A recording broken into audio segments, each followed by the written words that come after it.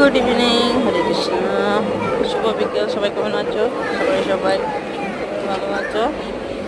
শিলচা বাবার বাড়িতে আসলাম, তারপরে আজকে দিদির বাড়ি নিলাম শ্রীকুনা কল্যাণী।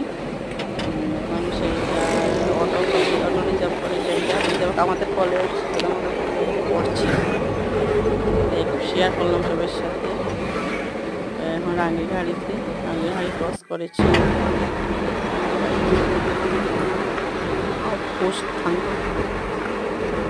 ভিতরে যাইলাম, খুব মনা বলছে মাসির বাড়ি যাবো, ভাবছি যাই একটু মাসির বাড়িতে ঘুরে চলে যাব বাড়িতে।